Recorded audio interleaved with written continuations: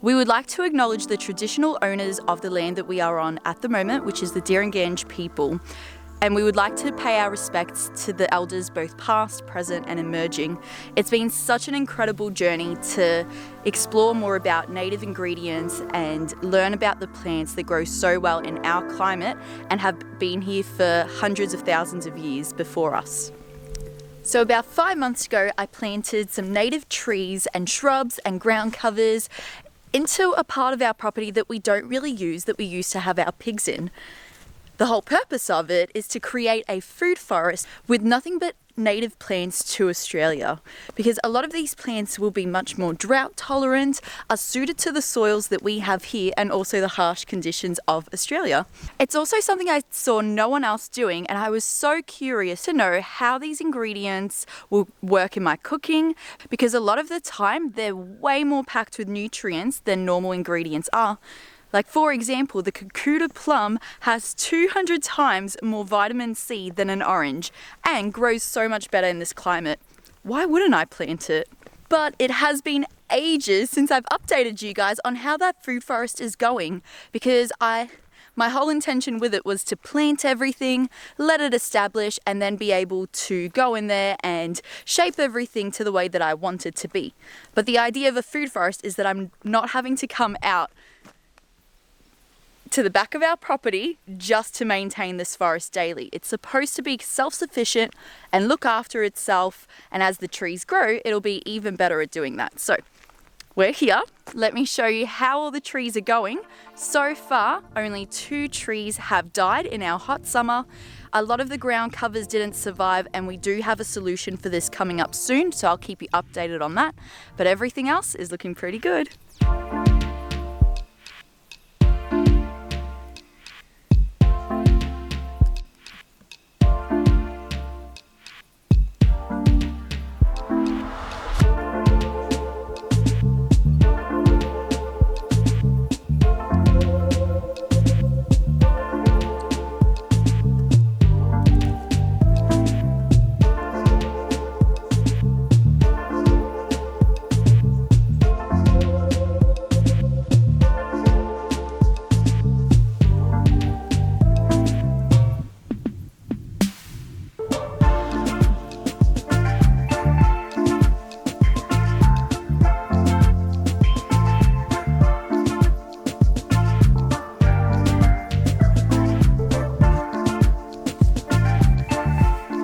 The idea behind our food forest is that it's not just for us. We want the native wildlife to be coming in here, taking what they need, and hopefully not any more, but it's a space that's supposed to be safe and comfortable for all that are here. Are you guys seeing this wild vine taking over our fence? Permaculture, right? Now, although this isn't an edible plant, this is definitely going to stay my food forest. I might move it, but this is going to be perfect for some projects that I want to start, where I weave certain baskets, like baskets for dehydrating, plant pots, you name it. Just like the traditional owners of the land used to do. So this is a great plant to have around to make some really incredible crafty things that can also be really useful in the garden.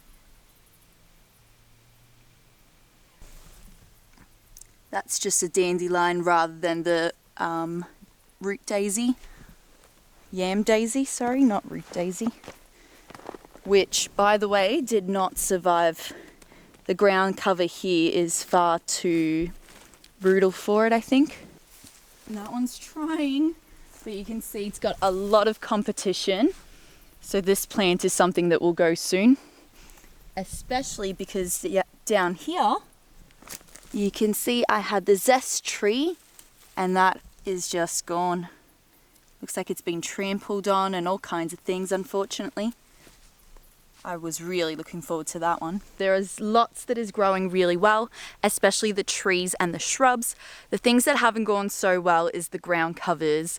About the only thing that has survived so far is the native leek.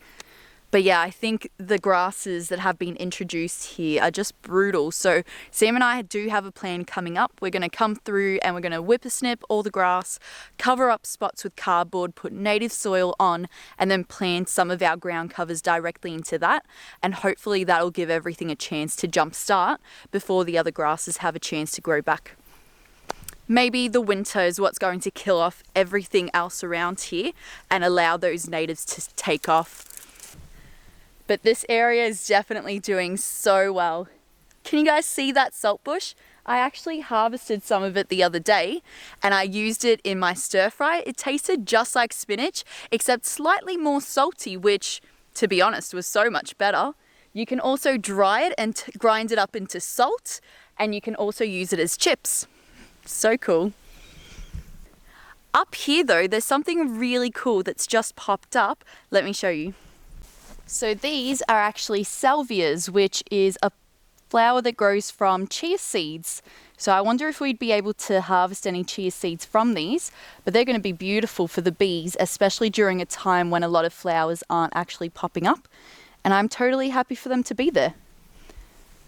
This is the warrigal greens. They do have some seeds, so actually I might save these and replant them. It could just be that the season has finished for these ones.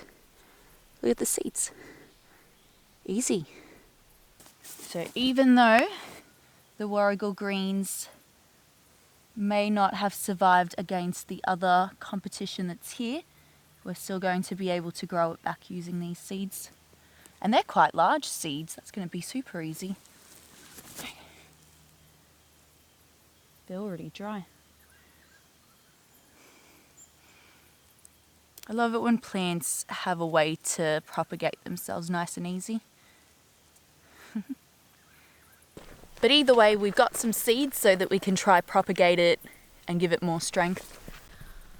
Also, this tree here, which for so long we were thinking was a gum tree.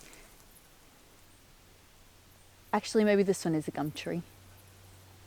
Okay, well that's awkward. But there's another tree that looks really similar, hear me out guys, that for so long we thought was a gum tree and is actually a wattle tree because it gets the little beautiful yellow flowers. And wattle trees you can actually save the seed from, and they are so delicious. They're nutty and chocolatey and kind of have like an espresso coffee flavor as well. And they're really good to grind down into flour. You can also use them to add more to more meals, to add to your smoothies. That's what we've been doing with the little spices that we've bought from Kakuta Plum Co. And that's been my introduction to native Australian plants and being able to use them in our cooking. So super exciting, and hopefully I'll be able to harvest some of that coming this season. The mozzies are coming, so I better get out of here.